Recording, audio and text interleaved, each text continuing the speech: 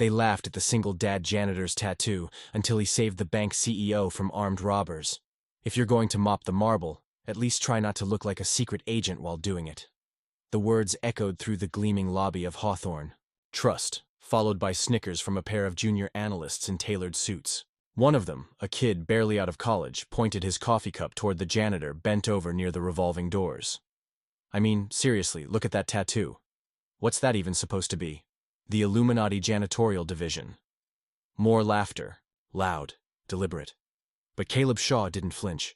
He ran the mop in slow, deliberate strokes left to right, never missing an edge. His posture was steady, his shoulders square, the only movement coming from his arms.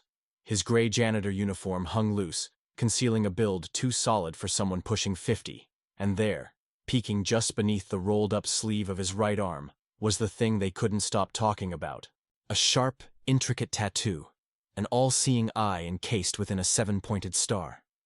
Ink faded with time, but the design unmistakably deliberate. He looked up just once, not at them, but at the security camera perched above the lobby doors. A flicker of tension passed through his brow. Then he went back to mopping. The lobby returned to its morning rhythm. High heels tapped across marble. Security guards checked IDs. Elevator chimes dinged with polite precision. No one noticed the man with the clipboard walk in through the side door. No one except Caleb. He didn't turn his head, but his hand paused mid-stroke. The man wasn't tall, wasn't imposing, but his eyes scanned the space with clinical awareness flicking to exits, cameras, and vents. He walked past the reception desk without a glance, wearing the orange vest of a building inspector. No one questioned him. Caleb's jaw tensed. He recognized the body language. You don't forget how predators move. But instead of stepping forward or raising an alarm, he dipped the mop back into the bucket and continued.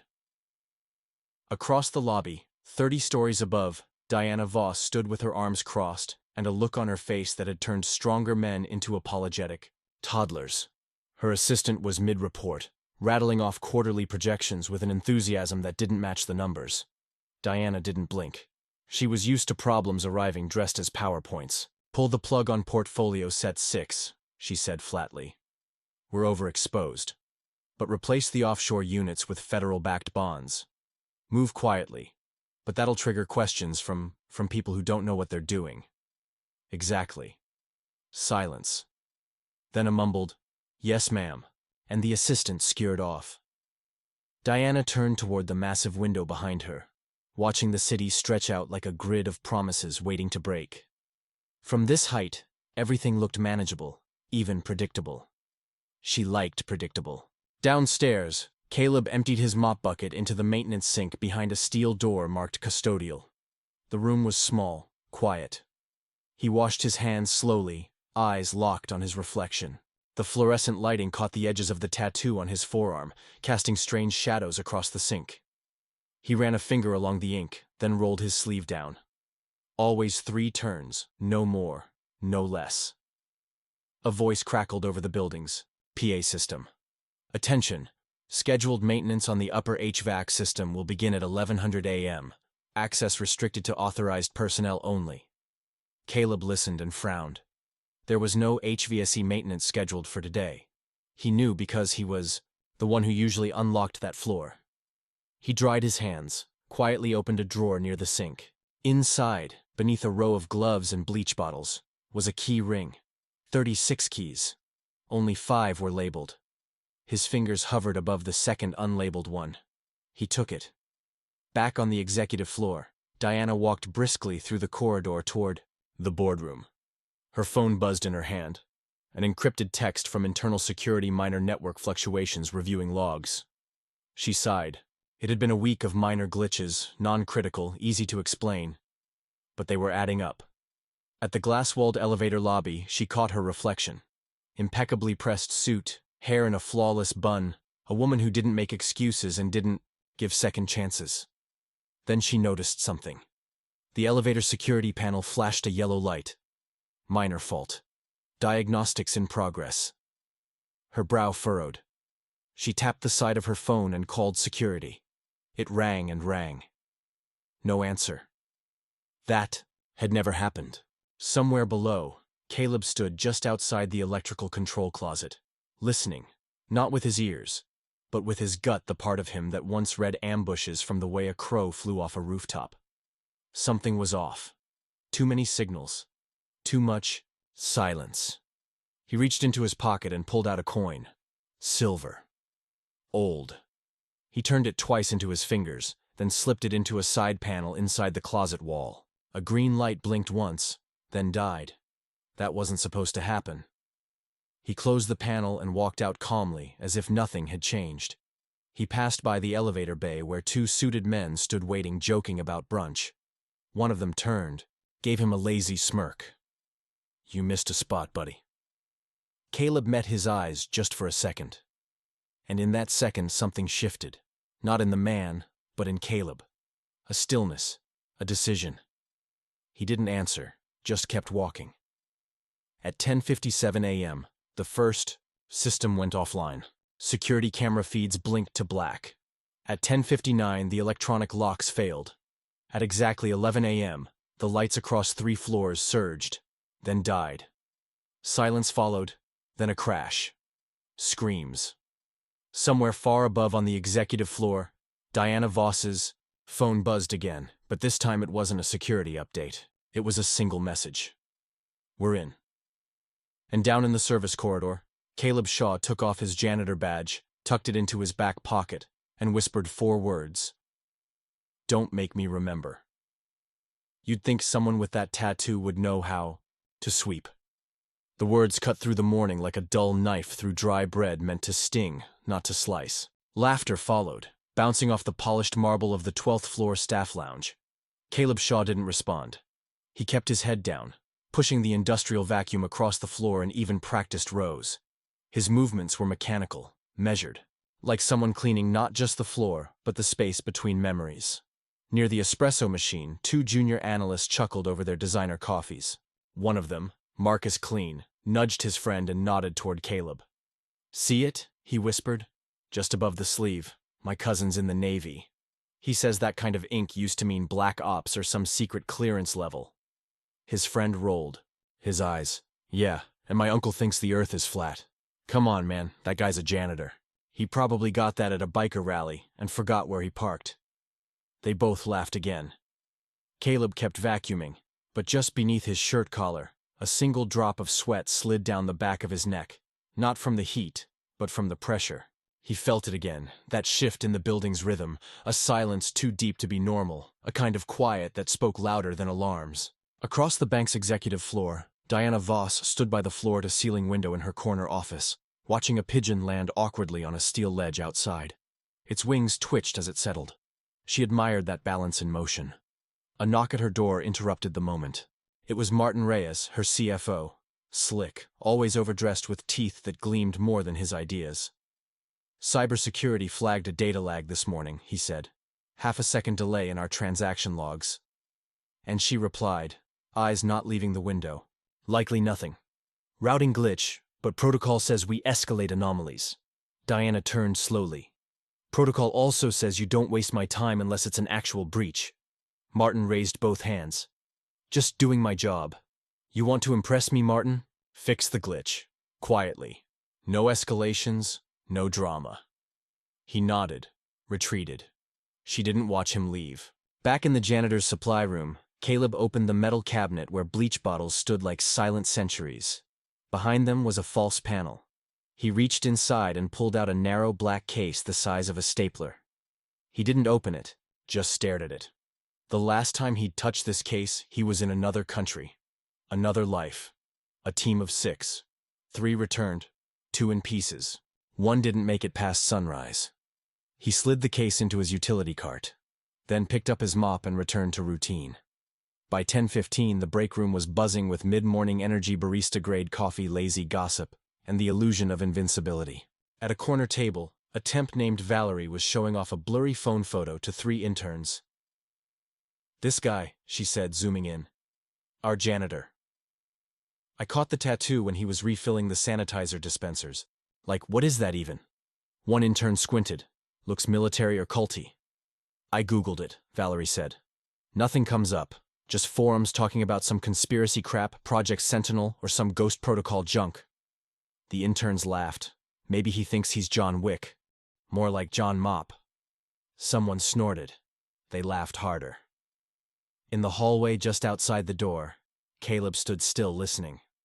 Not with hurt, not with anger, but with the cold clinical detachment of someone who had once lived in places where names were never spoken, and silence was survival. He pushed the cart forward, turned the corner, and vanished into the next corridor without a sound. Meanwhile, Diana paced the tech operations floor with her hands clasped behind her back. Screens lined the walls, transaction streams, firewall monitors, live security feeds. She paused at one monitor flashing amber. Why is the executive elevator? Access offline? A tech looked up, startled. That's not scheduled. Manual override unlikely. It requires dual authentication. Diana's eyes narrowed. Fix it. Back in the elevator shaft, 6 men dressed as utility contractors were ascending slowly via the emergency ladder. Each wore gear beneath their coveralls. Lightweight armor, throat mics, wrist strap triggers. Their eyes were steady. Their silence was trained. One of them checked his watch. 11 sharp. Another nodded, eyes up. The floor plan said 2-minute access to Vault Command from Stairwell 4. They climbed higher. Unaware of the shadows rising beneath them, the building went about its charade of safety. On floor 7, Caleb paused near a janitor's closet and glanced up. A faint, low-frequency hum reverberated through the metal air duct's wrong pitch. Wrong. Timing. He opened the closet, locked the door behind him, and tapped on the pipe twice, then 3 times, like knocking on a memory.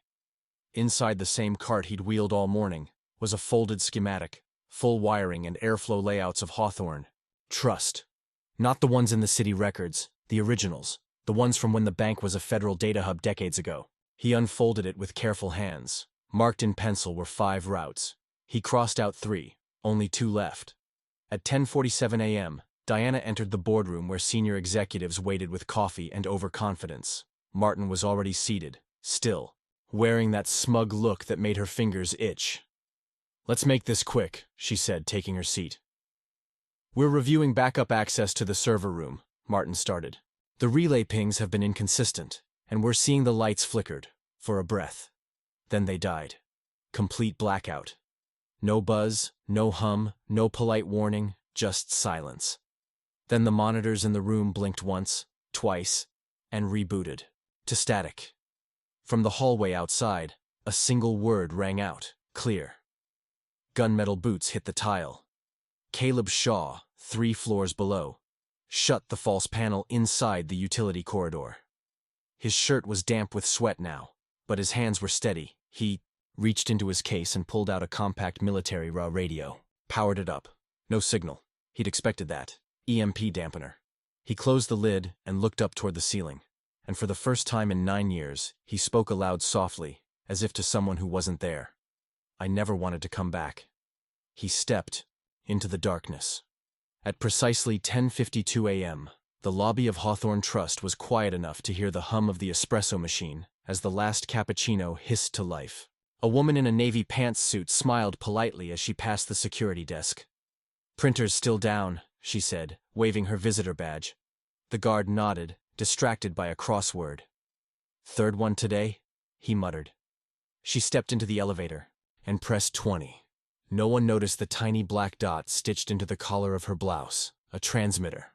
No one noticed the way she held her purse rigid, 2 fingers tucked inside the lining where the safety toggle sat ready, except Caleb. He saw her from the second-floor maintenance overlook, crouched behind a supply duct, eyes following every movement in the lobby below. That's how he survived the first career, by watching what others ignored. And that woman. She was no bank client. Caleb checked the timer on his watch. 7 minutes left. Elsewhere, Diana Voss was losing her patience. "Martin," she said coldly, "why is there a 3rd unregistered floor access today?" Martin Reyes looked pale beneath the boardroom's emergency lights, flickering like a dying heartbeat. Could be a misread. Bad badge ping happens sometimes. "No, it doesn't," she snapped. "Not on my floor, not with this timing." He tried to smile, but it didn't reach his eyes. "You're being paranoid." Diana stepped closer, voice lowered. I made my career betting on patterns no one else saw. I'm not paranoid. I'm precise.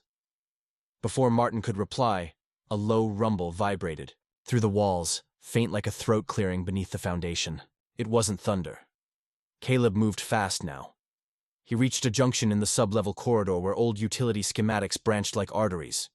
To the left, access to the freight elevator control. To the right, the emergency stairwell no one had used in years. He paused. A sound echoed behind him. Rubber soles against concrete. Quick, purposeful, not security, not a civilian. He stepped into shadow, back pressed to the wall. The figure turned the corner. Mid-30s, buzz cut, bulked shoulders under a gray technician's shirt, no name tag. Eyes scanning fast, no hesitation. He passed within 3 feet of Caleb and never saw him. Caleb held his breath, waited, counted 6 full heartbeats, then turned the other direction and moved. Upstairs, the boardroom's glass wall trembled as a soft thud echoed down the hallway. Not loud, but wrong.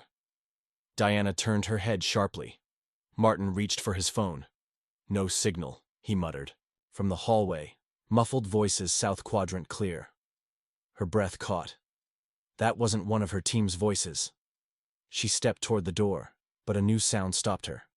The unmistakable click of a safety being disengaged. From inside the room, she turned slowly. 3 chairs down.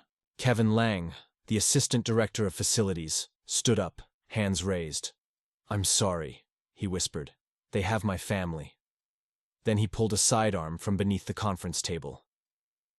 Back in the narrow emergency stairwell, Caleb emerged onto floor 4, unlit, eerily still. He moved along the wall, brushing fingertips against familiar surfaces. His steps made no sound. He heard the static before he saw the body. A guard, young, probably 23, pulse still fluttering, unconscious, a dart in his neck. Caleb knelt, checking vitals, alive but out cold. Then he heard it. Click, click. 2 slow steps behind him. He stood, turned. A man stood in the hallway, older, leaner, hollow eyes. The kind of man who'd been behind too many doors marked authorized only. His voice was low, familiar, dangerous. "Well, damn," he said. "Caleb Shaw. Thought you were dead." Caleb didn't blink. "You're 2 minutes early." The man smiled. "Didn't think you'd be here. I'm not." A beat passed. Then they moved. On floor 20. Diana ducked as the first shot cracked across the boardroom. The bullet embedded in the far wall.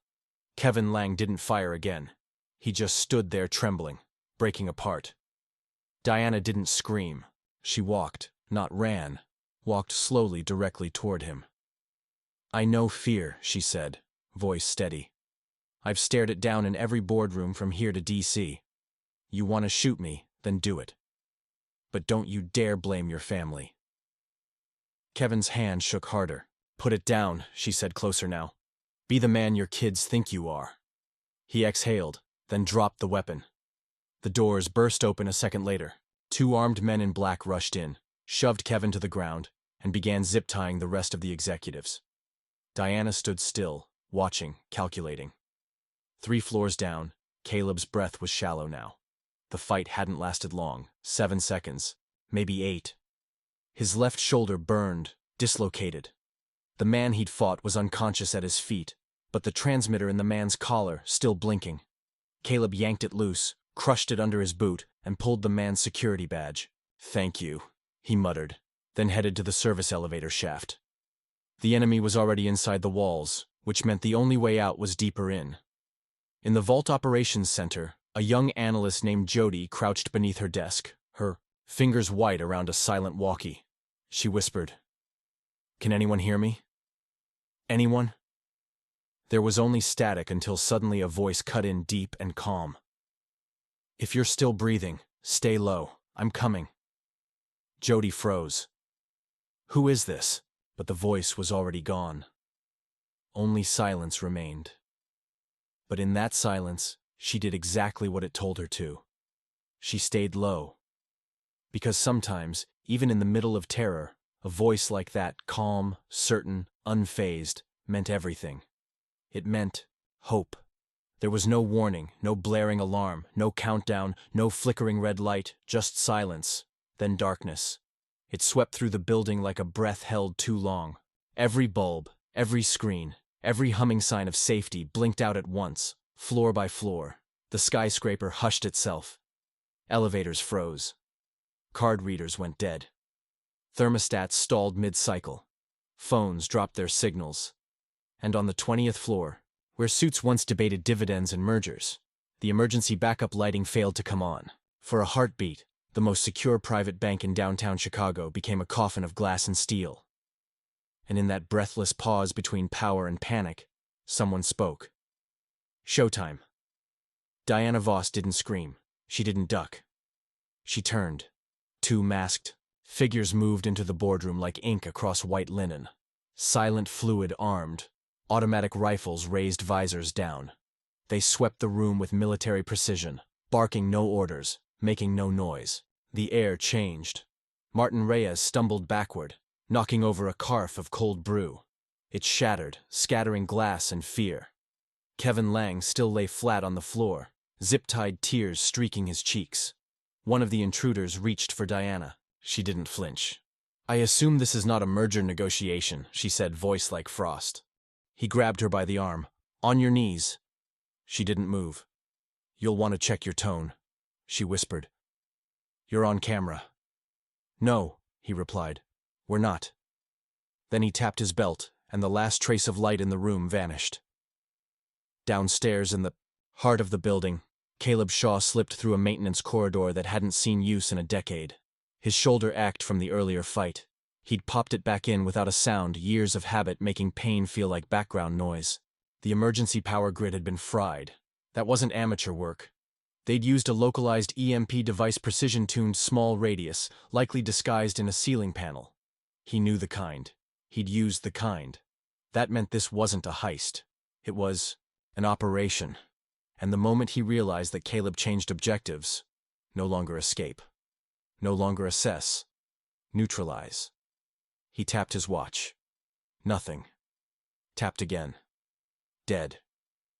He took a deep breath. "All right," he murmured. "Let's dance." Inside the vault. Operations Center. A young man named Drew sat frozen beneath a steel workstation, tears pooling in his eyes. He was 26, had a fiancée, had a dog named Murphy. He'd joined Hawthorne as an IT specialist 3 months ago. Thought he'd be working with secure encryption and digital forensics. Now all he could hear were boots, heavy ones, getting closer.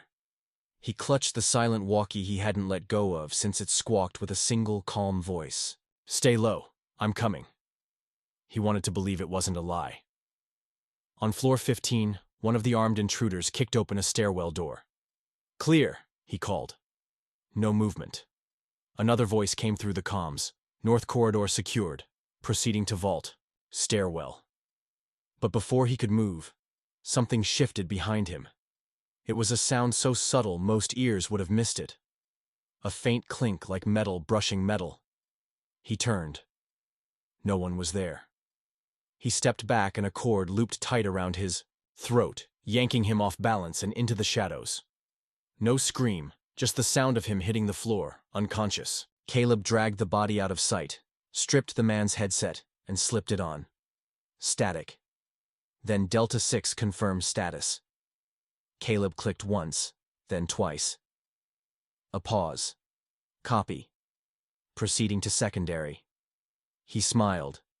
"Still speaks the same language," he muttered. On floor 20, Diana Voss had been zip-tied and dragged into the center of the boardroom with the rest of her executive team. Glass crunched under boots. The intruders moved methodically, checking for threats that didn't exist, at least not yet. One of them stopped and stared at Diana.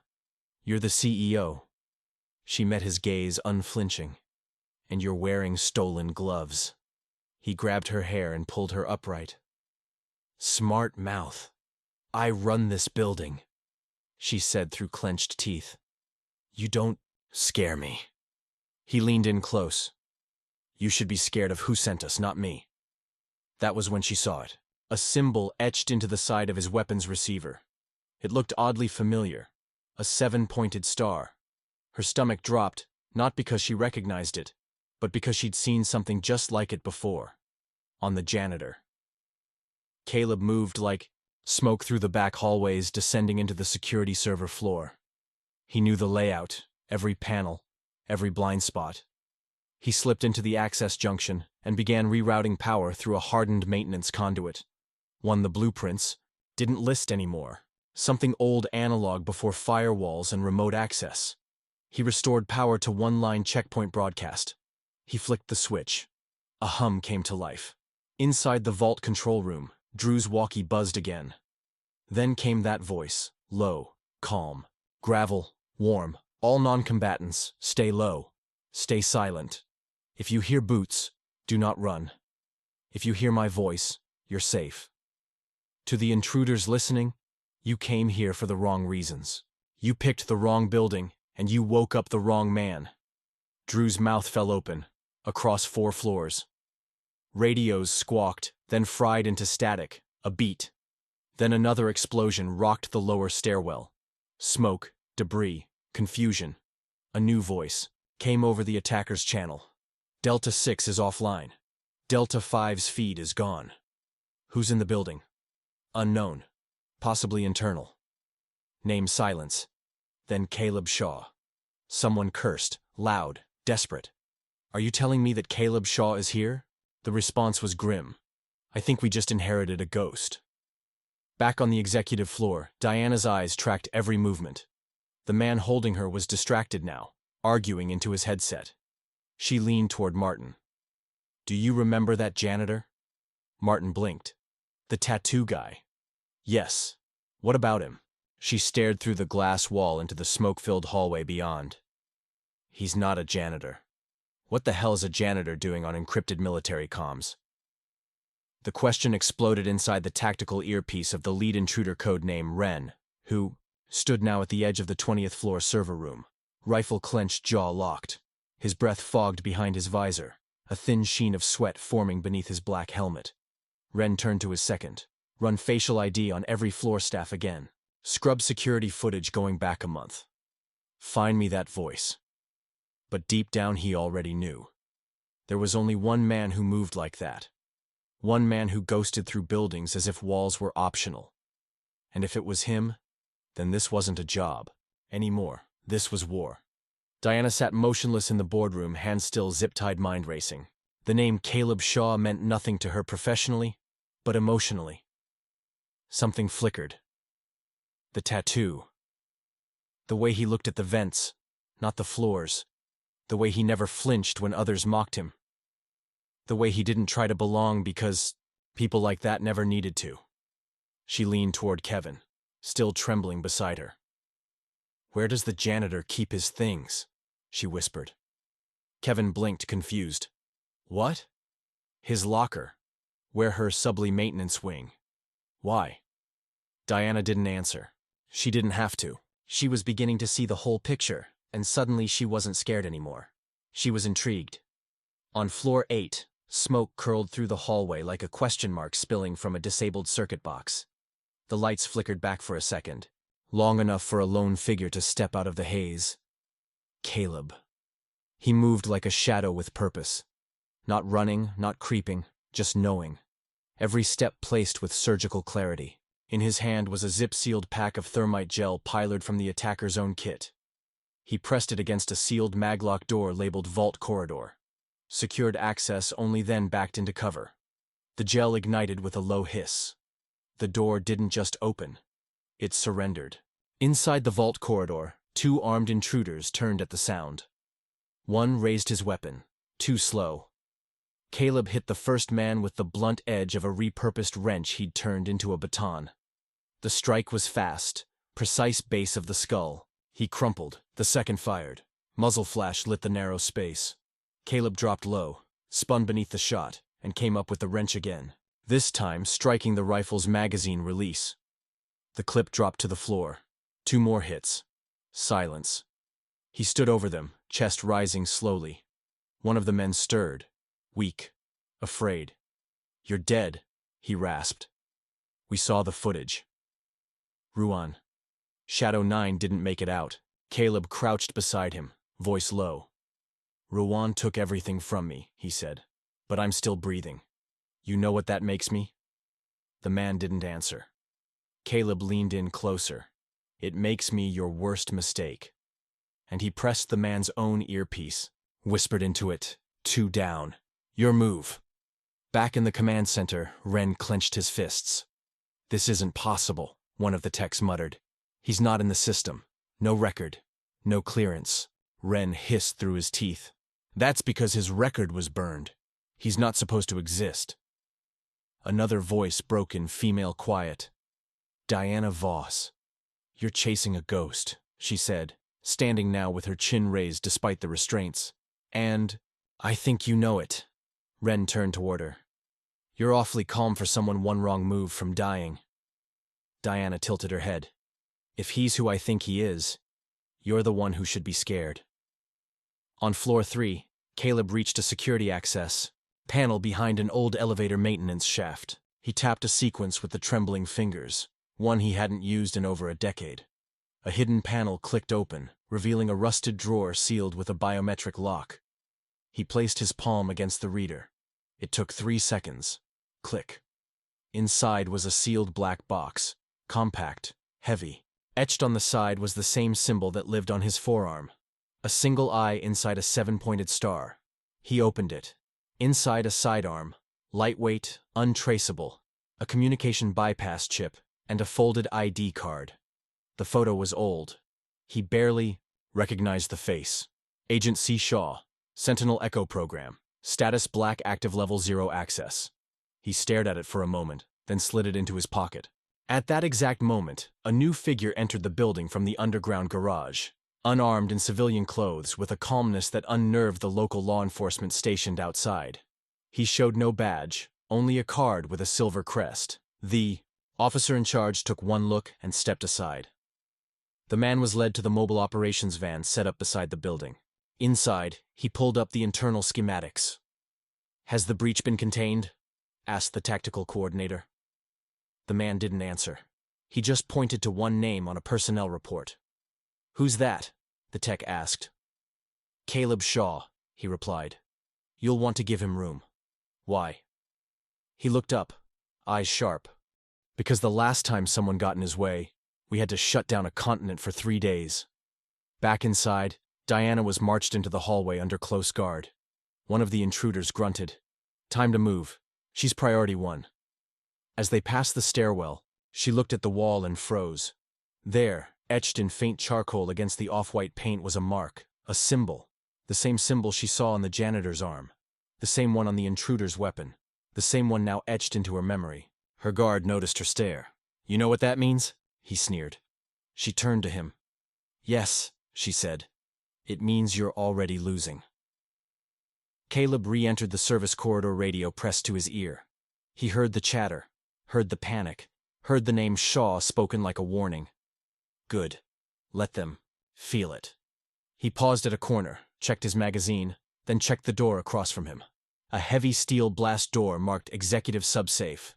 Access restricted. Behind it, hostages and Diana. He exhaled once. Steady. Quiet. Then stepped forward. Because sometimes the world forgets the ones who disappear into the background. And sometimes those are the exact men who save it.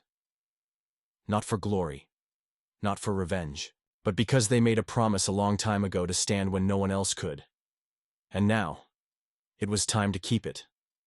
Caleb Shaw sat alone in the dim light of the sub-level corridor back, pressed to the cold wall shoulder, throbbing from the earlier fight. His breathing was steady now, methodical. But his eyes, those quiet, haunted eyes, stared down at the open ID card in his lap like it was a ghost that had finally caught up with him. Agent C. Shaw, Sentinel Echo, Black active, level 0. He hadn't seen that name in years, not like that. He traced the edge of the card with his thumb, as if he needed to remind himself it was real, that he had once been something else, someone else. Above him, distant footsteps echoed through the service stairwell. The enemy was regrouping, searching, afraid. They should be. But Caleb wasn't moving yet. Not because of strategy, because of memory. It had been 9 years since Rouen, a remote compound buried in the canyons of Turkmenistan. A mission blacker than night, Operation Nightglass, 7 and 3 out. He remembered the smell of sand burned by gunpowder, the weight of his fallen team leader in his arms. And most of all, he remembered the call that never came, the evac bird that never showed. They were left behind, sacrificed. And he made a choice, that night, to live. But when he returned, there was no debrief, no medals, just silence, files erased, status deceased. Caleb didn't argue. He simply walked away. Back in the present, he tucked the ID back into his pocket and stood. The pain in his shoulder was sharper now, but pain had never stopped him. He pulled a thin sealed packet from the lining of his janitor cart. Inside, an old photo faded and creased. A woman and a boy. His wife, his son. He closed his eyes. "I'll finish this," he whispered. "Then I'll come find you." Elsewhere in the building, Diana Voss sat alone in the secured executive holding room, her wrists still bound, her mind racing faster than her heart. What she had seen on the stairwell wall, what she now knew, shifted everything. The janitor wasn't a ghost. He was a relic with teeth, and he was inside the building. She looked around at the hostages beside her, some still sobbing, some frozen. None with any fight left except her. "Tell me you've got a plan," Martin Reyes muttered 2 seats away, voice low, snide. Diana turned slowly. "My plan is to hope." "The man you all ignored has one," Martin sneered.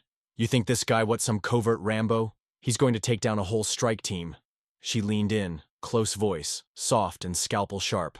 "I think the kind of man who lets you laugh at him every day and still shows up to do his job is the kind of man who doesn't need you to believe in him. He just needs you to stay out of his way."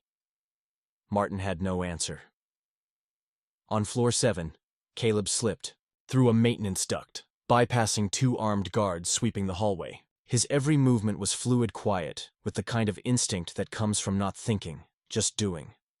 He dropped into a boiler room, crouched beneath a tangle of old steam pipes. He tapped into a manual breaker panel and rerouted power to 1. "Line only. Sub-safe lockdown override," he whispered under his breath. "Come on." Still got fingers crossed from 08. The light flicked green above the door. Locks clicked open. Diana heard it. The small metallic clack of the magnetic door behind her disengaging. She turned. So did the guards. One stepped forward, raising his weapon. Too late. The lights above the doorway blew out in a flash, plunging the room into darkness, and from that blackness came motion. 2 quick muffled sounds. Thud. Crack. Then silence when the emergency light flickered back to life. Both guards were down, and in the doorway stood Caleb, breathing slow, eyes locked on Diana. "You okay?" he asked, voice calm. She blinked. "You're late?" He allowed a faint smile. "Wasn't on the schedule." Then without another word he pulled a multi-tool from his pocket and cut through her restraints. He moved fast, but never rushed. She rubbed her wrists. "How did you even— I was here when they built this place," he replied. "They just didn't know it. They moved through the back hallways together." Diana closed behind. He handed her a small radio earpiece. "Stay on channel 4. Don't speak unless I say so." She nodded, slipping it in. "You have a name. Or should I just keep calling you the janitor?" He paused at the corner of the stairwell. "Caleb." She waited. "That's it. That's all that still matters." They descended 2 levels, ducking behind cleaning stations and equipment closets until they reached a shuttered access panel. Caleb pried it open, revealing a crawl space just wide enough to fit through. He gestured. "This takes you to the east. Exit tunnel. You'll be 5 blocks away by the time they figure it out." Diana didn't move. "You're not coming." He shook his head. "Not yet. They're not done. You're injured. I'm alive." She stared at him. "Why are you really here, Caleb?" He looked at her, then really looked, and something broke behind his eyes. "Because people like them took everything from me, and people like you let it happen." She stiffened. "Excuse me. You didn't pull the trigger," he said. But you made a world where this could happen. A world where men like me disappear and no one asks, why? There was no venom in his tone, just weariness. Diana said nothing. Then softer he added, but I'm not here for revenge. I'm here to make sure they don't disappear anyone else today. A long pause. Then she nodded. I'll be at that exit, she said. But if you walk out of this, I expect you to explain everything. He smiled faintly. I'm better with a mop than conversation. She took a breath, turned toward the crawl space, then looked back once more. Thank you. His answer was a whisper. Don't thank me yet. As she vanished into the tunnel, Caleb turned and faced the dark hallway once more. Alone again. Just how it started, but not how it would end. He tightened the strap on his shoulder harness, reloaded, and walked back into the storm he never asked for. Because sometimes the men we ignore are the ones built for the fight no one else sees coming. And sometimes the past doesn't come to haunt us. It comes to finish what we left behind. The echo of Diana's footsteps faded behind the crawlspace panel. Caleb stood alone in the half-lit maintenance corridor, staring at the darkness ahead. His shoulders still throbbed. The scrape across his ribs burned every time he moved. But pain wasn't the enemy right now. Time was.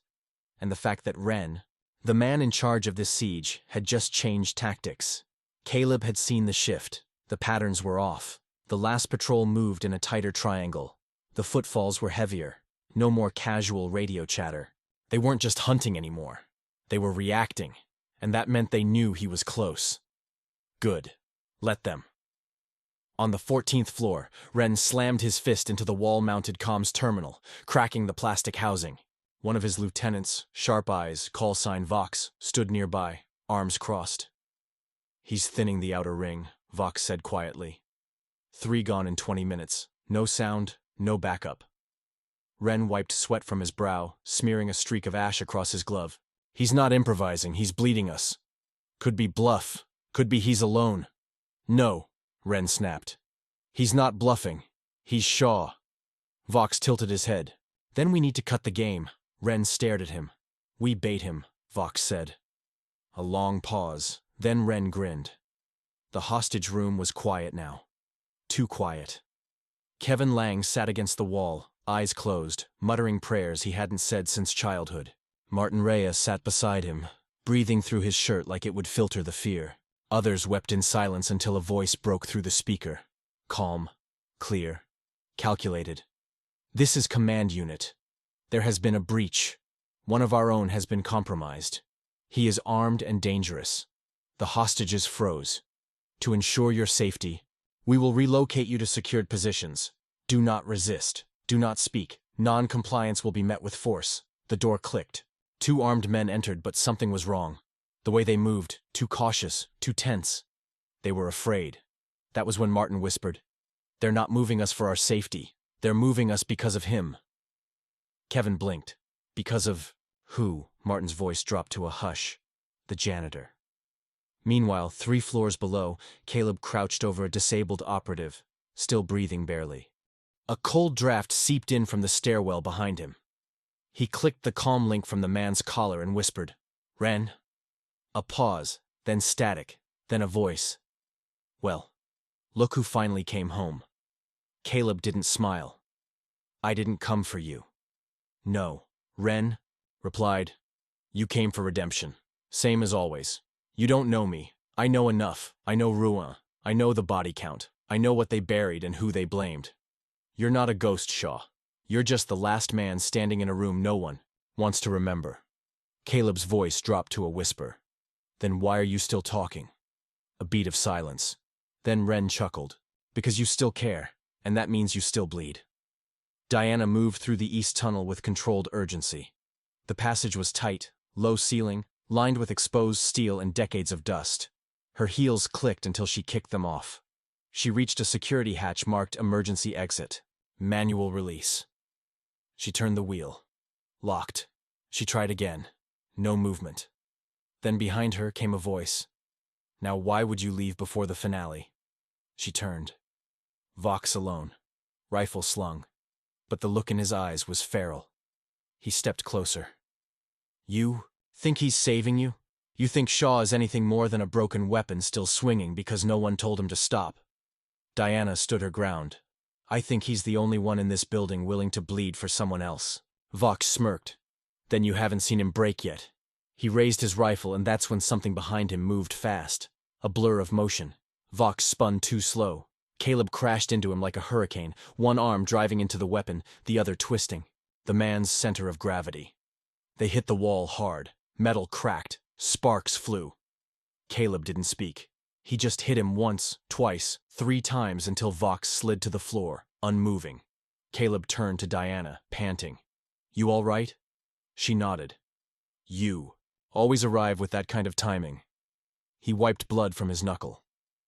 Only when it matters. Together they ascended the old freight stairwell, tight-shadowed winding toward the upper floors. The plan wasn't perfect, but there was no time for perfect. Diana followed close behind. For the first time, she noticed how Caleb moved, not just with purpose, but with weight. Like every step cost him something. Like he wasn't just walking through a building. He was walking through memories. You okay? She asked softly. He didn't look back. I've been worse. She hesitated. What happened to them? He stopped, turned. To who? Your team. Caleb's voice dropped to a near whisper. They trusted the wrong people, got left behind. 3 made it out. 1 survived, and the others, his jaw clenched, buried in sand alongside the truth. Diana looked away. I'm sorry. He nodded once. So am I. At the 18th floor junction, they paused. Caleb glanced at her. You don't have to come. Diana crossed her arms. You think I'm going to crawl through 2 miles of ducks and let you have all the fun? He almost smiled. Almost. They breached the floor. Gunfire erupted. Caleb moved first, dragging Diana behind a stone pillar. 2 hostiles flanked the hallway. He tossed a broken flash strip rigged with a maintenance LED and a compact battery. It popped, blinding. He moved through the light like it was air. 3 shots, 2 down. Silence. Diana stared at him. You were never a janitor. He looked back, finally letting the silence stretch. No, he said. But I needed to be someone invisible before I could remember how to be useful. As they reached the end of the corridor, a steel blast door sealed before them. Behind it, Wren's voice crackled to life over the intercom. Welcome home, Shaw. Caleb stared at the door. No more hiding, he said. Diana stepped beside him. Then open it. He turned to her, voice low. Final! This ends tonight. And behind his eyes, the storm began to rise. The blast door groaned behind them, still echoing like a war drum in retreat. Caleb led Diana down the maintenance stairwell, his hand still, bleeding from the skirmish with Vox. Diana moved in rhythm behind him, boots scuffing concrete, eyes never straying from his back. She didn't ask what came next. She knew better now. Caleb Shaw wasn't a man who predicted outcomes. He survived. Them. The building rumbled. A muffled boom shook dust from overhead vents.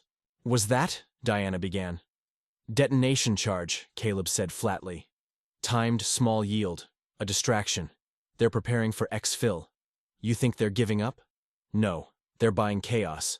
On the 7th floor, smoke bled through the ventilation shafts. A slow creeping fog that crawled along the baseboards and curled under doorways like a living thing. It wasn't thick enough to choke yet, but it blurred the edges of everything. In the security operations room, 2 hostiles watched the surveillance feeds fuzz and die one by one. This was supposed to be surgical. One of them muttered. In and out 20 minutes. We're on hour 2. The other didn't answer. He was staring at a paused feed. Caleb's face caught mid-motion, dragging Diana out of a blast zone. His lips moved, sentinel echo. And then the feed cut to black. Outside, the Chicago police perimeter tightened. SWAT vans lined the street like a wall of steel. Above, a chopper hovered in lazy circles, its spotlight scanning glass and smoke. But inside the building, they still had no signal. Lieutenant Ramirez stood at the mobile command unit, frustrated. They've jammed every line but one, some kind of analog pulse bouncing off old maintenance channels. Can't trace it. Can you hear? Anything on it? Asked the sergeant beside her. Ramirez adjusted the receiver. Then came a voice. "This is Shaw. I have eyes on the primary hostage. Proceeding to sub-level emergency conduit. Advise no entry." The sergeant blinked. "Who the hell is Shaw?" Ramirez stared at the radio. "The janitor," she said. Back inside, Caleb and Diana reached the base of the stairwell that led to the eastern mezzanine, an old disused corridor that hadn't seen a light bulb change in over a decade. The air was thicker here, tinged with smoke and decay. Diana covered her mouth with her sleeve. "This is your shortcut."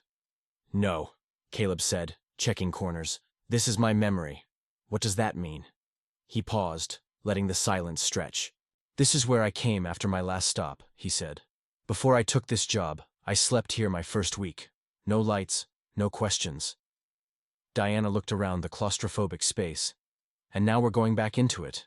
Sometimes the only way forward is through the place you tried to forget." They reached the mezzanine junction. The corridor ahead was thick with low smoke rolling silent, deceiving. Caleb knelt, touching the floor. Heat's rising. They rigged something upstairs. Maybe a burn to trigger evacuation protocols. "You think they're trying to flush us out?" He shook his head. "They're not after escape anymore. They're after leverage." Diana tightened her jaw. "The data center." Caleb nodded once. "They know you're here," she said. "They know you're the threat now. Then they'll dig in. Use everything they have left." "What do we do?" He looked at her. Really looked this time. "I finished what I started." In the hostage chamber, the air had grown thin. Kevin Lang coughed violently, eyes watering. The vents hissed smoke now, and the heat pushed sweat from every pore. The hostages began to stir, panic rising again. Then a sound. Not boots, not guns, a knock. 3 soft taps against the steel frame of the duct. Then a whisper. "Everyone stay quiet. I need you down." Faces covered. Martin recognized the voice. Rough, low, steady. It wasn't a soldier's voice, it was the janitor's. Moments later, a panel popped loose behind the storage shelves, and Caleb's face emerged half-covered in soot and sweat. He held a maintenance-grade fire suppressant, a short-range EMP flare, and a tiny fragment of resolve carved from hell itself. He signaled to Martin. "2 coming back in. I'll take the first. You distract the second." Martin palled. "I'm an accountant." "You're also a father," Caleb said softly. "You know what fear is. That means you know how to fake bravery." Martin's eyes shimmered, and then he nodded. It happened fast, and the door burst open. 2 masked gunmen entered, coughing through the haze weapons raised. Martin stood up. "Hey!" he shouted. "What did you do with the guy with the tattoo? Huh?" They turned, and from behind the shelves, Caleb moved like a shadow, and the first man didn't even scream. The second turned too late. 2 strikes, then silence. Caleb locked the door and turned to the hostages. "Stay down. Help's coming." He moved toward the exit. Diana was waiting outside, holding her breath. When she saw his silhouette appear through the fog, her chest finally eased. "You good?" she asked. He nodded. "For now." But overhead, a tremor shook the east corridor. Fire alarms blared. A voice echoed through the old PA system, hijacked. Wren's voice. "This building has no heroes," it said. "Only ghosts, and ghosts burn like the rest." The hallway ahead of Caleb lit red. The next floor was rigged, and they were going right into it. The emergency corridor was silent, unnaturally so. Concrete walls loomed on either side, stained with decades of rust and neglect. The air hung damp, heavy with the scent of mildew and machinery oil. Somewhere above them, the sound of gunfire and crumbling infrastructure had gone quiet. Too quiet. Caleb led the way, flashlight low. His steps cautious, but determined. Diana followed closer behind. Soaked, shivering, her designer blouse clinging to her like a second skin. Her once perfect hair was matted to her neck stray with ash and water. She didn't complain. She hadn't said a word since the last door slammed shut behind them. He finally broke the silence. "We've got 2 more chambers before the central elevator shaft. After that, straight down to the control junction." Diana nodded her voice. "And that's where we stopped. This? No." Caleb didn't look back. That's where we finish it. They reached the first gate, a rusted bulkhead with a red wheel lock. Caleb tested it. It groaned, then gave. The corridor beyond sloped downward into shadow, into silence. Then came the smell and the sound. Drip, drip, drip. Diana stepped to the edge. Her foot sank into ankle-deep water. She froze. This wasn't in the plan, she whispered. Caleb scanned the corridor. The reservoirs overflowed because of the explosion. Probably. He stepped forward, testing the depth. Water pressure shouldn't be too high. We stay close to the left wall. How deep? He paused. Unknown. She hesitated. Caleb turned to face her, the flashlight beam catching the fear just beneath her. Calm. You don't have to do this, he said. She met his eyes. If I stop now, they win. Caleb nodded once, and they stepped into the dark. At first, the water rose, to their shins, then their knees. By the halfway point, it was waist-deep and frigid. The flashlight's beam danced on the rippling surface like a ghost. Diana gritted her teeth, each step harder than the last. The floor sloped again, chest deep. Then, neck, she gasped. Caleb, stay with me, he said, voice steady. Breathe slow, no sudden moves. I can't. Her voice broke. I can't see the end. You don't need to. Just focus on me. A flash of panic surged through her eyes. I don't swim, she choked. His voice dropped to a whisper. You don't have to. In one swift motion, Caleb turned, wrapped one arm around her waist, and began pulling her through the water with strong, controlled strokes. Her arms clung to his shoulders. Her breath came in ragged bursts against his neck. The world narrowed to the sound of water, the rhythm of his heartbeat, and his voice. I had a son, he said quietly. Name's Luke, 10 years old. Diana blinked. You never mentioned him. Caleb didn't stop moving. Didn't think I'd need to. What? Happened to him? He's alive with my sister. I haven't seen him in a year. She clung tighter. Why? Because I didn't think I was safe to be around. A pause. I ran from everything. From him. From what I did. From who I was. She swallowed hard, and now he stopped. They had reached a shallow ledge, just enough to stand. He set her down gently, both of them soaked to the bone. Now, he said, catching his breath, now I'm fighting to be someone he can look up to again. They pushed through the final emergency door. The hallway on the other side was narrow and dry, lined with emergency lights glowing faint red. Diana slumped against the wall, breathing hard. Caleb checked the schematic burned into his memory. Control panels 100 FT ahead. She nodded, but her voice was soft. You didn't have to tell me about your son. Caleb paused. I did. Why? He met her eyes. No mask this time. No shadows. Just a man bleeding and broken trying to do one thing right because I needed you to know what I'm protecting. She stepped closer. And you think I'm worth protecting too? A long silence. Then Caleb spoke. You're the only person in that building who didn't freeze when hell broke loose. You didn't wait to be saved. You moved. You acted. You believed me when no one else did. He looked away, voice quieter. That matters. Diana stared at him, then softly. I don't think anyone's ever said that to me. Another silence, and then a distant bang echoed through the tunnel. Ren was getting closer. They reached the final control panel, a rusted console behind a steel mesh cage. Caleb pried open the casing and exposed the wiring beneath. His fingers moved fast, reconnecting the cut relay to override the security lockdown. Diana watched, then stepped forward. Teach me. He looked up. What? Teach me what to do in case you don't make it. He stared at her, then nodded wordlessly. He guided her hands to the relay, showed her where to twist which wire to watch. She listened, absorbed, learned. The moment felt like more than survival. It felt like passing the torch. A code blinked on the console. System engaged. Done, he said. But before they could celebrate, the console screen flickered. A voice broke through the static. Shaw, you're getting closer, but so am I. Ren, his voice now ice. You've run out of floors to hide in. Caleb's jaw clenched. I'm not hiding. You're delaying the inevitable.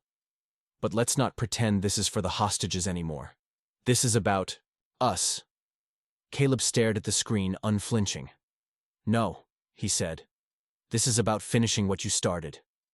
They turned from the console. Diana reached for his hand. This time he let her take it. She whispered, "Whatever comes next, don't do it alone." He didn't answer, but he didn't let go. They moved toward the final tunnel, the walls trembling from the approaching storm. The war wasn't over, but the fear no longer owned them. The blast door hissed open. The air that rushed out was stale and cold, like a tomb that had been sealed for years. Caleb stepped through first, low and alert, sweeping the entry with the veteran's precision.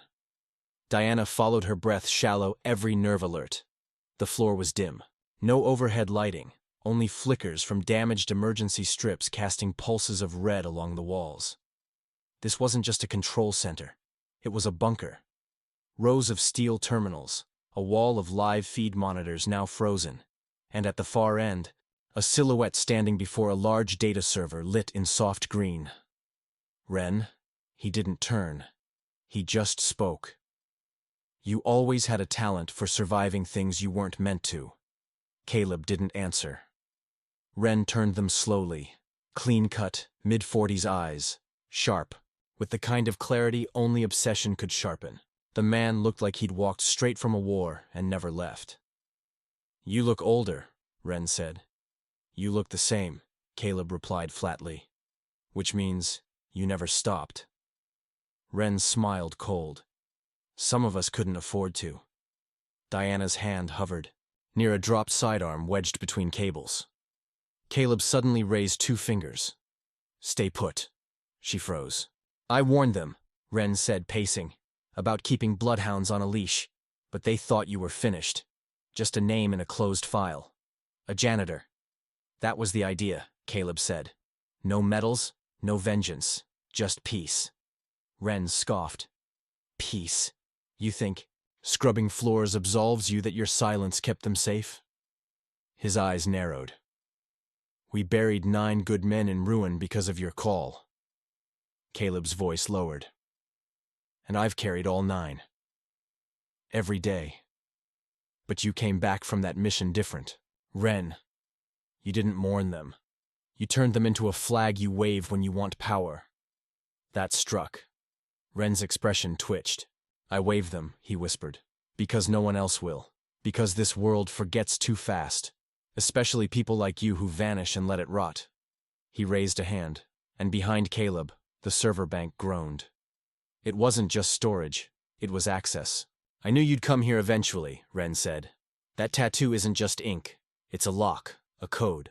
The last piece of Sentinel Echo's archive lives in you, and you didn't even know it. Diana's eyes widened. Caleb did not move. You built all this to chase ghosts? No. Ren said to rebuild something better. You think this is about a heist? No. This building, this vault, the timing, everything was to bait you, to wake you up. He stepped forward. And now that you're here, I can finally end the program with the only man who survived it. Caleb dropped his stance a half-inch. Not fear, readiness. Then the first shot rang out. Ren's backup emerged from the side chamber.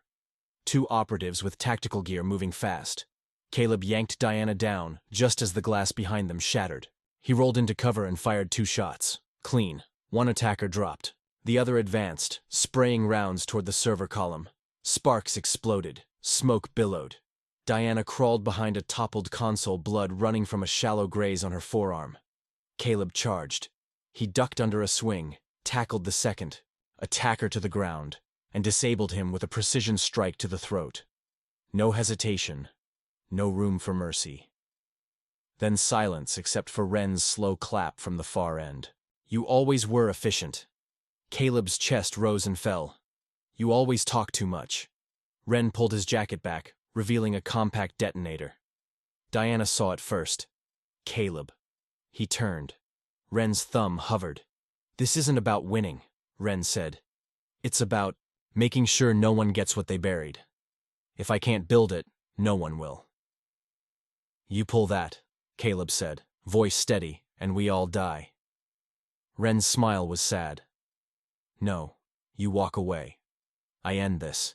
You disappear again, and she lives. He nodded toward Diana. A beat. Then Caleb did something unexpected. He stepped forward and placed his weapon down. I'm tired of running. Ren froze.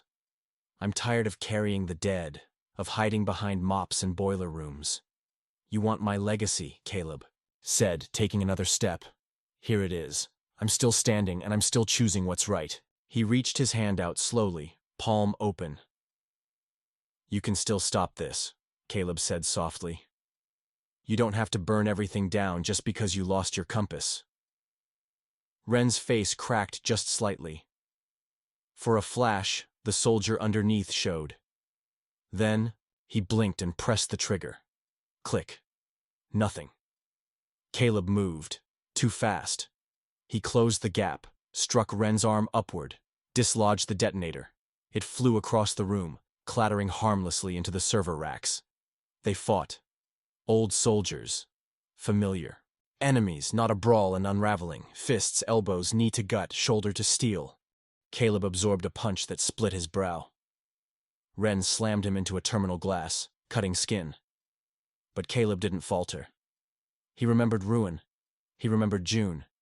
He remembered his son's face the day he swore he'd never raise a hand again unless it was to protect someone who couldn't. And so Caleb struck once, twice, final. Ren dropped, breathing, but out cold. A silence reclaimed the room. Diana rushed over, hands trembling. You're bleeding! Caleb exhaled just enough to remind me I'm alive. She helped him sit. You came here for redemption, she said. Did you find it? He looked at her truly, looked for the first time. No, but I found something better. What's that? He glanced at the server. The ashes of secrets, the absence of glory. A reason to stop hiding. Far above them, the first breach team from SWAT blew through the stairwell doors. Sirens echoed, radios crackled. The building finally was coming back to life. But down here, in the eye of the storm, Caleb Shaw was still breathing, still standing, and still choosing. Not vengeance, not legacy, just what was right. The freight elevator groaned open on the main floor of Hawthorne Trust. Smoke still curled from vents.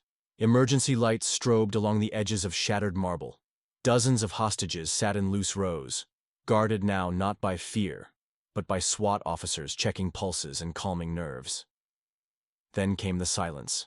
As Caleb stepped out of the elevator, every pair of eyes turned, not because they knew who he was, but because they could feel it, the weight he carried, the way his presence changed the room. Not loud, not proud, just steady. Diana followed, close behind her wrist wrapped with a torn strip of Caleb's sleeve. She limped slightly, but her eyes never left him. Caleb, she said softly. They'll have questions. He nodded. Let them. The first to approach was SWAT Captain Jensen, a tall man with hard eyes and a Kevlar vest still dusted in drywall. He motioned his team to lower their weapons. You the one who neutralized Ren? He asked. Caleb didn't answer right away. Didn't do it for credit. Jensen stared.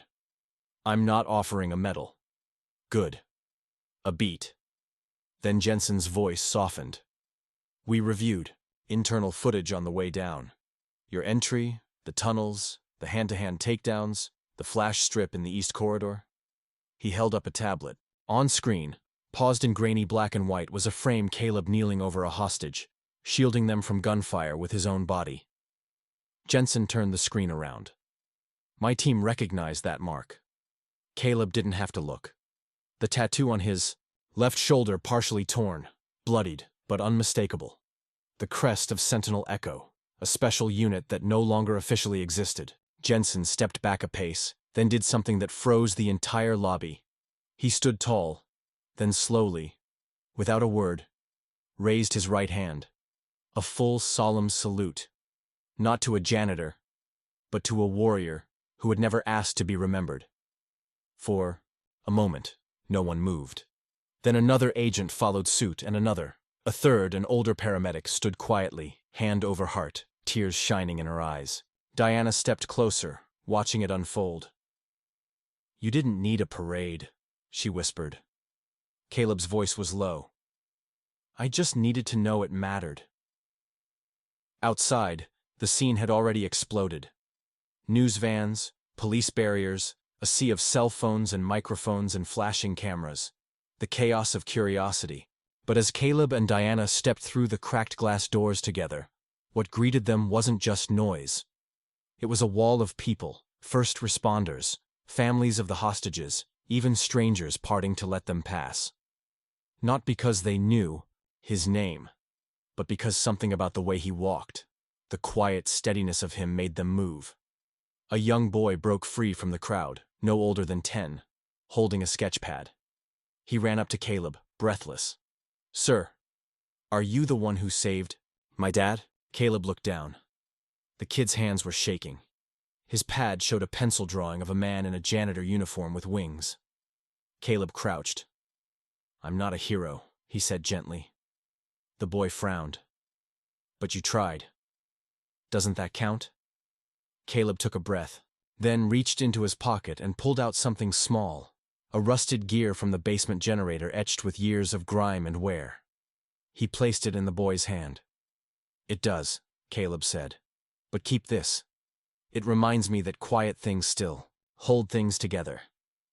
Later, as dusk fell over Chicago, the chaos dimmed. Ambulances drove off.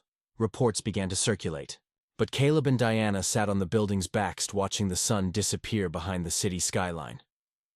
"You know they're going to want a press statement," she said. "I have nothing to say," he replied. "You don't have to tell them who you are, just why you did it." He looked at her, and for the first time, his defenses dropped. Not shattered, just sat down. "I did it because someone had to, because I've spent too many years hiding behind a mop, pretending I wasn't made for more." Diana studied him, and now I'm not hiding anymore. She smiled, tired but warm. "That's a good start." He looked at her, then away. "What about you?" She sighed. "I always thought I had to carry everything myself. Lead the board, protect the company, stay cold, stay sharp. But today I saw what it looks like when someone carries something not for power, but to protect." She paused. "I think I forgot how to trust. Until now." Caleb glanced sideways. "In me. In people like you." A breeze swept through the alley, stirring dust and the faint scent of burnt plastic. Then Diana leaned gently against his shoulder. They sat like that for a long time. No medals, no microphones, just silence. The kind that means something was healed. Not all at once, but enough. Enough to begin again. Across the city, in a dim, lit command center, a classified report closed on an encrypted screen. Subject: Caleb Shaw. Status: resurfaced actions. No detainment recommended. Recommendation: let him walk. Beside the note, a still frame played in loop. A man standing amid broken glass and firelight shielding strangers with nothing but his body. No uniform, no rank, just courage. The janitor had vanished again. But this time not to hide. This time he had nothing left to run from. Only something to walk toward. The fluorescent lights in the maintenance corridor hummed softly, casting long shadows across the floor as Caleb Shaw pushed his mop bucket down the hallway. Same slow rhythm, same worn boots, same uniform with a faded name tag. If anyone had walked by just then, they would have thought nothing of the man cleaning up after the chaos. The bank had reopened just a week after the attack, as if the violence had been scrubbed away with enough polish and new paint. But some things couldn't be cleaned off the walls, and some names couldn't be forgotten. Footsteps echoed behind him, heels, sharp, intentional, still mopping floors. "Mr. Shaw," Diana Voss's voice was quieter than usual. Not cold, not sarcastic, just searching. Caleb didn't turn.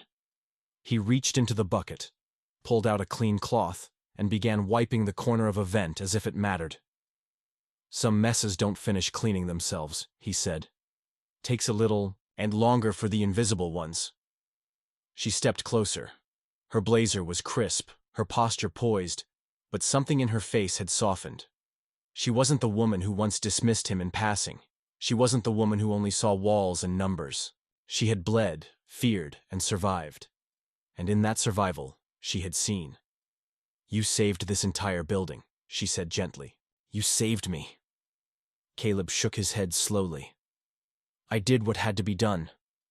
"That's what people like you always say," she replied. "But we both know it's not that simple." Finally, he turned. His eyes held the weight of too many years, and too many battles. Some fought in silence, some still raging inside. "I didn't do it for recognition," he said, "or glory. I don't need a medal. I just didn't want anyone else to carry what I've carried." Diana hesitated, then stepped forward and placed a manila folder on the nearby bench. "This is a job offer," she said, "not for janitorial work. It's a security advisory position with federal clearance. Discreet. You'd be doing what you're clearly born to do with pay and dignity to match." Caleb looked at the folder but didn't reach for it. "I appreciate it," he said after a moment. "Truly, but I already have a job." "A job?" she repeated, baffled. "Caleb, you could." He cut her off with a gentle smile. "I fix things. I clean messes. And sometimes I watch the world move on from the shadows. That's enough." Diana's voice caught in her throat. She studied the man before her. The same man who had pulled her from a flooded sublevel, who had bled in silence to protect people who never even noticed him. And now he stood before her, calm, steady, ready to disappear again. "You deserve peace," she whispered. "You deserve more than just fading back into the walls." "I have peace," he said, "right here." Then, without warning, she stepped forward and wrapped her arms around him. It wasn't romantic. It wasn't dramatic. It was something deeper, a kind of reverence, a thank you too large for words. "I see you now," she murmured into his shoulder. He nodded against her temple. "That's enough." When they stepped apart, Diana gave him a small, sad smile. "You know, for a man who wants to disappear, you sure left a loud echo." He chuckled, a real quiet chuckle that hadn't left his chest in years. Then maybe it's time folks start listening to the quiet ones. Later that morning, Caleb walked through the main lobby of the Hawthorne Trust building. The sunlight poured through the grand glass facade, casting golden beams across the floor. The place was humming with life again, employees chatting phones, ringing footsteps clicking. But as Caleb passed, something happened. People stopped. One by one they turned. There were no whispers, no snickers, no laughter about tattoos, just silence and acknowledgement. The young teller, who once mocked his mop, now gave a respectful nod. The security guard, who barely remembered his name, offered a firm, wordless salute. Even the boardroom assistant, who once filmed him for laughs, lowered her gaze and mouthed, "Thank you." Caleb kept walking, and as he passed through the atrium, sleeve rolled slightly back from pushing the bucket, the silver and black tattoo peeked out beneath the cuff. The eye within the star. Not just a symbol anymore, a memory, a warning, a legacy. He paused by the door, looked back once, not at the people, but at the space, the building, the lives still breathing because of a janitor. No one ever noticed. Diana appeared at the second-floor railing above, watching him go. She didn't call out. She just placed her hand on her heart and nodded. Caleb stepped into the sunlight, shoulders squared, head high. Not a hero seeking glory, just a man who stayed, just a man who did what was right. And so sometimes the quietest people carry the loudest courage, not for medals, not for applause, but because someone has to stay standing when the world begins to fall. If Caleb's story touched you, made you feel something, or reminded you not to judge too quickly, let me know where are you watching from. I'd love to hear your thoughts in the comments below. If you're someone who believes that kindness, courage, and quiet strength still matter in this world, make sure to subscribe to the channel. We've got many more stories just like this. Stories that heal, that move, that remind us of what we sometimes forget. Thank you truly for spending your time here. Until next time, stay kind, stay brave, stay